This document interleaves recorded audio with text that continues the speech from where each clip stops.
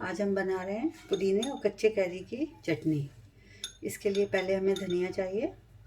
ये हमने धो के काट लिया है और जितना धनिया लेंगे लगभग उससे आधा पुदीना।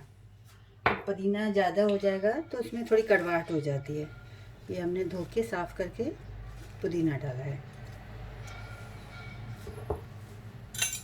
ये है एक छोटी कच्ची कैरी, इसे मैंने धो के छिलके के सहित डाला है। आप चाहें तो छील भी सकते हैं, पर बिना छीले भी इसका टेस्ट बहुत अच्छा आता है।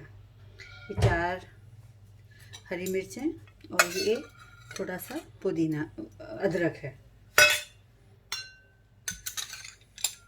ये बादाम डाल रही हूँ। आप बादाम की जगह मूंगफली या काजू भी डाल सकते हैं। और बादाम डालने का रीज़न ये है कि ये हेल्दी है, प्लस इससे चटनी में क्रीमी टेक्सचर आता है और इसके नेचुरल ऑयल से ये प्रिजर्वेटिव का भी काम करती है। और ये 1 टेबलस्पून और ये आधा टेबलस्पून चीनी की जगह आप गुड़ भी डाल सकते हैं।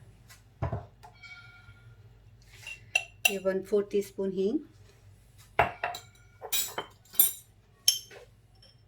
ये 1 टीस्पून भुना जीरा पाउडर,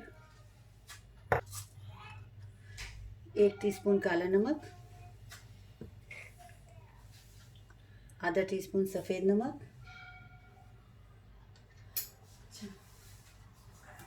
अब इसमें आप या तो ठंडा पानी डालें या ये आइस क्यूब्स डालें।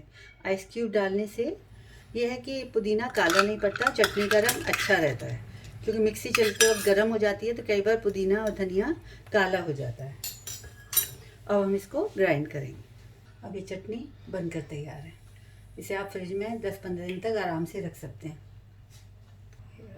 कच्ची कैरी और पुदीने की चटनी तैयार है। आप इसे किसी भी स्नैक के साथ सर्व कर सकते हैं।